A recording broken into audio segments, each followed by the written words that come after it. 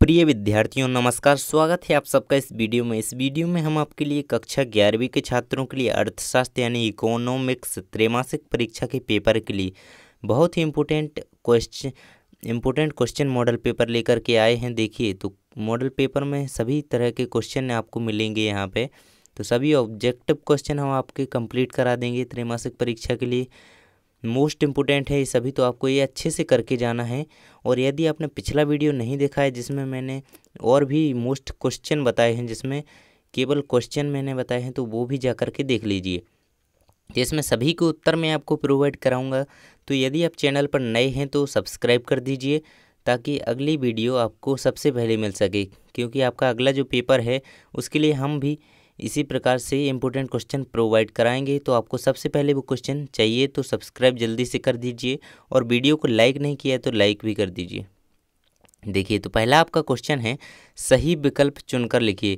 तो इसमें आपको सही विकल्प चुनकर लिखिए। तो इसमें पहला क्वेश्चन दिया गया है, किसी विकासशील देश में वे स्वनियोजित लोग जो लघु श्रम प्रधान कार्य में लगे हैं निम्नलिखित में से किस क्षेत्र से संबंधित होते हैं।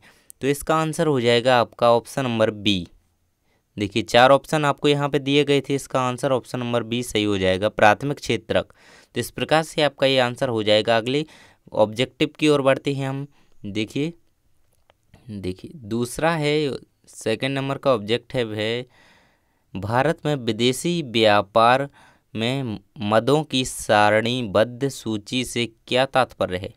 तो इसका सही आंसर हो जाएगा आपका ऑप्शन नंबर डी, केवल राजकीय स्वामित्व वाले उपक्रमों द्वारा आयात की जाने वाली मदें।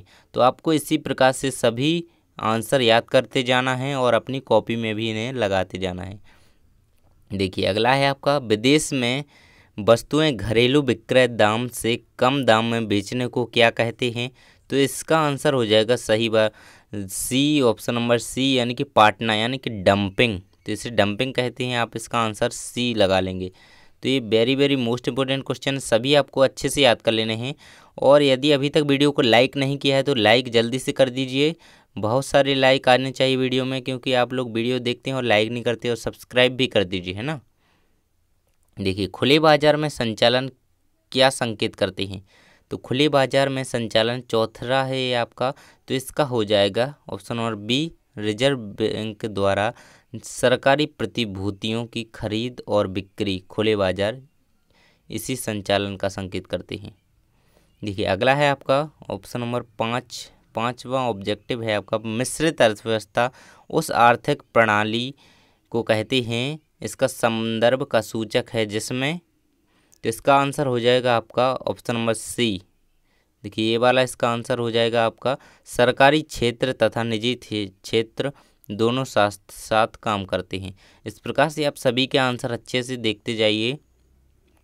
मैं आपको नीचे सभी के आंसर एक बार फिर से दिखा दूंगा, क्योंकि उसमें लिखे हुए हैं निम्नलिखित में से किन को संवैधानिक संविधान प्राप्त है।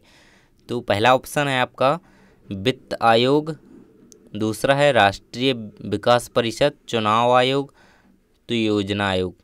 किन को संवैधानिक स्थिति प्राप्त है, तो ये आपको देख लेना है। इसका सही आंसर हो जाएगा ऑप्शन नंबर ए ऑप्शन दिए गए हैं इसमें, ए और सी, यानी कि ए वाला और ए वाला दोनों सही हैं। तो इसका आंसर ए वाला सही हो जाएगा, ए और सी दोनों, है ना। तो आपको ये दोनों लगा लेने हैं। अब देखिए आप इन सभी क्वेश्चंस के आंसर नीचे देखेंगे। अगला है आपका क्वेश्चन नंबर 7 का, संरक्षण से तात्पर्य है। तो इसका आंसर हो जाएगा आपका, इसके ऑब्जेक्टिव पढ़ लेते हैं हम पहले। देखिए आयात व्यापार पर लगाई गई रोक, घरेलू उद्योगों का संरक्षण, दो देशों के बीच माल और सेवाओं के मुक्त विनिमय का ना होना। तो ऑप्शन नंबर डी इसका सही आंसर हो जाएगा, उपरोक्त सभी, क्योंकि ये सब सही हैं बच्चों। तो सरकार से क्या, संरक्षण से क्या तात्पर्य है, तो ये सभी इसके लिए सही हैं। तो आप इसको उपरोक्त सभी लगा देंगे। तो अगला है आपका, बैंक दर ब्याज की वह दर है, कैसी दर है। तो इसमें ऑप्शन दिए गए हैं, इसका सही आंसर हो जाएगा ऑप्शन नंबर सी। देखिए इसका आंसर ये वाला लगा लेंगे आप, जिस पर वाणिज्यिक बैंक भारतीय रिजर्व बैंक से ऋण लेते हैं। इस प्रकार से आपको सभी ऑब्जेक्टिव यहाँ पे कंप्लीट करा दिए हैं, जो कि आपके बहुविकल्पीय प्रश्न थे सभी कंप्लीट हो चुके हैं। देखिए तो आप सभी के आंसर यहाँ पे देख सकते हैं। वैसे मैंने आपको सभी के आंसर साथ में बता दिए हैं, लेकिन फिर भी यदि आप इनका स्क्रीनशॉट लेना चाहते हैं तो यहाँ पर स्क्रीनशॉट ले सकते हैं और सभी के आंसर्स यहाँ पे लिखे हुए हैं। बहुविकल्पीय प्रश्न जितने भी बताए अभी 8 आपको ऊपर, तो सभी के आंसर्स यहाँ पे दिए गए हैं, तो आप इन्हें अच्छे से याद कर लीजिए। अब हम आगे बढ़ते हैं और देखते हैं अपने रिक्त स्थान। तो पहले मैं आपको इसके आंसर आपको प्रोवाइड कराऊंगा मैं। सभी के रिक्त स्थानों की पूर्ति कीजिए। तो इसका पहले का आंसर हो जाएगा आपका प्रश्नों की वह सूची जिसमें सूचक स्वयं उत्तर देता है खाली स्थान कहलाती है, तो वो आपकी प्रश्नावली कहलाती है। प्रश्नों की वह सूची जिसमें सूचक स्वयं उत्तर देता है तो उसे प्रश्नावली कहते हैं। तो इसका सही आंसर हो जाएगा प्रश्नावली। तो अगला है आपका ब्रेन ड्रेन, मस्तिष्क प्रवाह जिसे हिंदी में कहते हैं, का दुष्परिणाम है। तो अंतर्राष्ट्रीय प्रवसन, अंतर्राष्ट्रीय प्रवसन। आपको इसके आंसर में नीचे लिखे हुए हैं, उन्हें दिखाऊंगा अभी, तो आप एक एक करके यहीं पे पहले सुनते जाइए। अगला है खालिस्तान किसी श्रेणी का वह पद मूल्य होता है जिसकी आवृत्ति श्रेणी में सबसे अधिक होती है। तो इसका सही आंसर हो जाएगा बहुलक। तो यहाँ पे आप क्या भर लेंगे, थर्ड में बहुलक, बहुलक आप उसमें भर लेंगे, है ना। तो ऑप्शन नंबर दा वाला है आपका भारत में निर्धनता के मापन के लिए योजना आयोग ने खालिस्तान को मापदंड माना है। तो इसका सही आंसर हो जाएगा पौष्टिक आहार को मापदंड माना है। इस प्रकार से आपका लास्ट वाला रिक्त स्थान है आपका वर्तमान 2002 से 2007 तक में खालिस्तान पंचवर्षीय योजना चल रही हैं। तो 10वीं पंचवर्षीय योजना चल रही है। इस प्रकार आप इसका आंसर लिख देंगे। देखिए सभी ऑब्जेक्टिव क्वेश्चंस के आंसर आपको यहाँ पे मिल जाएंगे, तो आपको ये अच्छे तरीके से याद कर लेना है। सभी के आंसर्स यहाँ पे दिए गए हैं, सभी याद कर लीजिए, है ना। आप पहले ऑब्जेक्टिव देख लीजिए वो रिक्त स्थान, तो सभी के आंसर ये रहे। अब हम देख लेते हैं सही जोड़ियाँ चुनकर लिखिए। तो सभी के उत्तर देखिए, अब हम एक एक करके देखिए बच्चों, हम सभी के उत्तर देखते हैं अब एक एक करके। तो पहला है आपका साम्य कीमत। इनके सामने मैं उत्तर नहीं दिखाऊंगा आपको, ये तीर से मैं आपको बताते जाऊंगा। तो पहले का साम्य कीमत का हम पांचवे से मिला देंगे मांग और पूर्ति। तो पहले का उत्तर हो जाएगा आपका पांचवा, मांग और पूर्ति साम्य कीमत से मिल जाएगी इसकी जोड़ी। सेकंड है मुद्रा वह है जो मुद्रा का कार्य करती है। मुद्रा वह है जो मुद्रा का कार्य करती है, तो दूसरे वाले का आपका हो जाएगा हॉर्टल विदर्स। तो इस प्रकार से आपका ये आंसर हो जाएगा इसका ये वाला, है ना। अगला है आपका व्यापार संतुलन। सो थर्ड का आपका सामने बिल्कुल आंसर लिखा हुआ है व्यापार का आयात एवं, यहाँ पे मिसप्रिंट हो गया, कोई नहीं, लेकिन ये वाला आपका आंसर हो जाएगा। अगला है उत्पाद शुल्क। तो चौथे का आंसर हो जाएगा आपका दूसरे वाला अप्रत्यक्ष कर, इसका आंसर हो जाएगा। लास्ट वाला है आपका असंतुलित बजट। तो पांचवे का पहला आय की अपेक्षा के व्यय अधिक। इस प्रकार से ये आंसर हो जाएंगे इनके। तो हम नीचे भी इनके आंसर देख लेते हैं। देखिए इस प्रकार से आप सभी सही जोड़ी के आंसर यहाँ भी देख सकते हैं। देखिए पांचवे का पहला, पहले का पांचवा, दूसरे का चौथा, तीसरे का तीसरा, चौथे का दूसरा। इस प्रकार से आपके सभी आंसर्स यहाँ पे सही जोड़ी के हो जाते हैं, देख लीजिए। तो आपको ये सभी आंसर याद कर लेने हैं। अब हम देखते हैं सत्य असत्य। तो सत्य असत्य आपको यहाँ पर 5 दिए गए हैं। 2001 की जनगणना के अनुसार मध्य प्रदेश में लिंगानुपात 919 है। तो बिल्कुल सही आंसर हो जाएगा ये आपका। सत्य आप इस पे लगा लीजिए क्योंकि ये बहुत ही इम्पोर्टेंट है, तो ये आपका बिल्कुल सही हो जाएगा। सेकंड है माध्य का बीज गणितीय विवेचन संभव नहीं है। तो इसका असत्य हो जाएगा आपका, क्योंकि माध्य का बीज गणितीय विवेचन संभव है, तो ये आपका गलत हो जाएगा, असत्य हो जाएगा। अगला है आर्थिक समृद्धि में उत्पादन तथा आय वृद्धि में के साथ सामाजिक न्याय आवश्यक होता है। तो ये बिल्कुल असत्य हो जाएगा। अगला है माध्यिका की गणना समूहन विधि से नहीं की जा सकती। तो ये आपका सत्य हो जाएगा, क्योंकि माध्यिका की गणना समूहन विधि से नहीं की जा सकती है। अगला है गोल एवं बेलनाकार चित्र त्रिविमा चित्र कहलाते हैं। देख रहे हैं आप यहाँ पे गोल एवं बेलनाकार चित्र त्रिविमा चित्र कहलाते हैं, त्रिविमा। तो आपको याद रखना है, बिल्कुल सही है ये, क्योंकि गोल एवं बेलनाकार जो चित्र होते हैं हम उन्हें त्रिभुमा चित्र भी कह सकते हैं। सही हो जाएगा इसका उत्तर। तो सभी के उत्तर आप नीचे एक बार और देख लेंगे। देखिए ये सही गलत फिर से आ गए यहाँ पे। देखिए सभी के उत्तर यहाँ पे फिर से दिए गए हैं। तो अब सभी के उत्तर एक बार देख लीजिए। पहले का सही हो जाएगा, दूसरे का गलत, तीसरे का गलत, चौथे का सही, पांचवे का सही। इस प्रकार से सही गलत गलत सही सही, इस प्रकार से आपके पांचों सही हो जाएंगे, है ना। आगे एक शब्द में उत्तर दीजिए। तो इन सभी के उत्तर मैं नीचे आपको दिखाऊंगा एक एक करके। तो पहला है, एकात्म मानववाद के सिद्धांत के लिए कौन से भारतीय अर्थशास्त्री जाने जाते हैं? तो वो इसका आंसर हो जाएगा पंडित दीनदयाल उपाध्याय। देखिए आप नीचे भी यहाँ पे इसका आंसर देख सकते हैं, पंडित दीनदयाल उपाध्याय इसका आंसर हो जाएगा।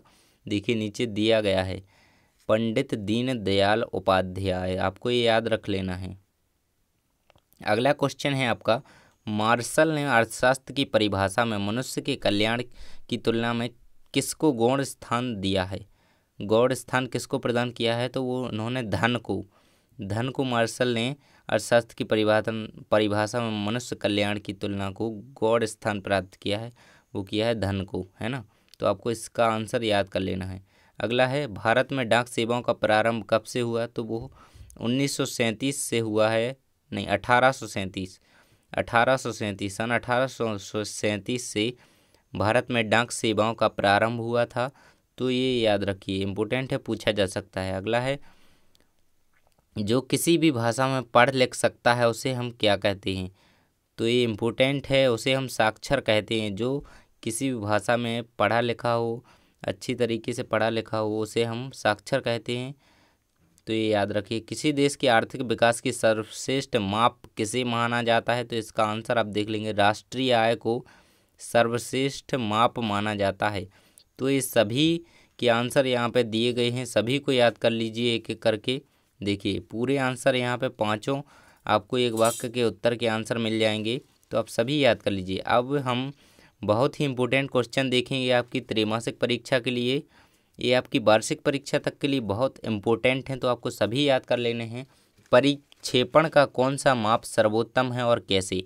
तो इसका आंसर आप देखेंगे इस प्रकार, मानक विचलन या विचरण गुणांक परिक्षेपण का सर्वोत्तम माप है, क्योंकि यह सर्वाधिक स्पष्ट रूप से परिभाषित है तथा इस पर निर्भर किया जा सकता है। इसका बीजगणितीय विवेचन संभव है। इससे मानक विचलन गुणांक, विचरण गुणांक, सामूहिक मानक विचलन आदि की गणना की जा सकती है, जो विचरणशीलता मापने के लिए सर्वाधिक प्रयोग किए जाते हैं। इस प्रकार से आप इसका आंसर यहाँ तक पूरा याद कर लेंगे, क्योंकि ये इम्पोर्टेंट है, पूछा जा सकता है। देखो अगला है आपका, सरल सहसंबंध गुणांक की तुलना में कोटि सहसंबंध गुणांक कब अधिक परिशुद्ध होता है? इम्पोर्टेंट क्वेश्चन है, पढ़ लीजिए से। इसका आंसर यहाँ तक आपका पूरा हो जाता है। देखिए आप और भी इसमें लिखना चाहें तो लिख सकते हैं, क्योंकि आंसर आप बड़ा भी लिख सकते हैं ना। तो अगला है आपका, पियर्सन सहसंबंध गुणांक से कोटि सहसंबंध गुणांक क्यों भिन्न होता है? तो उत्तर हो जाएगा इसका, पियर्सन सहसंबंध गुणांक की भांति श्रेणी सहसंबंध भी +1 तथा +1 के बीच स्थित होता है। हालांकि सामान्य तौर पर यह सामान्य विधि की तरह ही यथावत नहीं होता है। इसका कारण यह है कि इसमें आंकड़ों से संबंधित सभी सूचनाओं का उपयोग नहीं होता है। इस प्रकार से आप यहाँ तक इसका पूरा आंसर याद कर लेंगे। देखिए यहाँ नीचे तक इसमें अच्छे से दिखाई नहीं दे रहा है, लेकिन आप यहीं तक इसका आंसर याद करेंगे पूरा। बहुत ही इंपॉर्टेंट क्वेश्चन है ये, पियर्सन सहसंबंध गुणांक से कोटि सहसंबंध गुणांक क्यों भिन्न होता है। तो आज की वीडियो में बस इतना ही। सभी इंपॉर्टेंट क्वेश्चन, ऑब्जेक्टिव क्वेश्चन, सभी के आंसर हमने आपको प्रोवाइड करा दिए हैं। तो जल्दी से, यदि अभी तक आपने चैनल को सब्सक्राइब नहीं किया है तो सब्सक्राइब करके बेल आइकन को ऑन कर दीजिए, ताकि आपके आने वाले पेपर के लिए इंपॉर्टेंट क्वेश्चन मॉडल पेपर इसी प्रकार से हम आपको अपलोड करके प्रदान करा दें। तो आपको सब्सक्राइब कर लेना है और टेलीग्राम ग्रुप को भी ज्वाइन कर लीजिए। थैंक्स फॉर वॉचिंग, मिलते हैं अगले वीडियो में।